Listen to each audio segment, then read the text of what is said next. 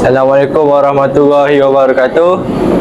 Saya Muhammad Aziz Zikri bin Muhammad Firuz akan mendeklamasikan sajak bertajuk Menara Bangsa Perkasa. Telah lama kita lalui jarak masa itu. Telah lama kita dengari laungan bermakna itu. Jarak dan laungan itu terus menggema nostalgia untuk diisi dengan ramuan kejayaan negara beribawa. Sedarlah panduan sosok bangsa adalah aset berharga.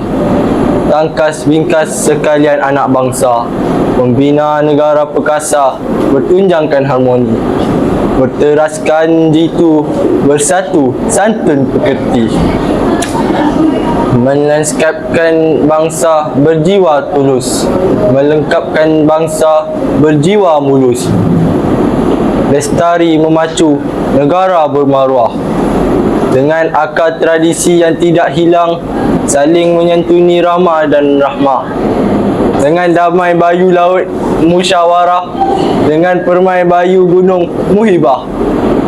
Wajarnya menara bangsa dipertahan sentiasa, biar dunia kagum terpesona betapa kita sememangnya bangsa, had hari lagi madani.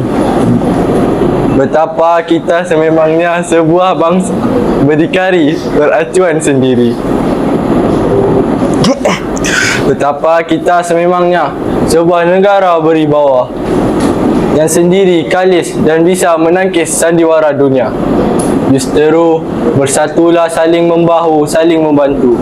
Justeru berpadulah saling menghormati, saling bertoleransi demi kelangsungan hidup dari generasi ke generasi. Terus maju tanpa bunga sengketa, serta berhala tuju tanpa melodi hampa, di tanah air sendiri yang beriklimkan bahagia, di bawah langit Lazwadi bertuah kurniaannya. Sekian, terima kasih.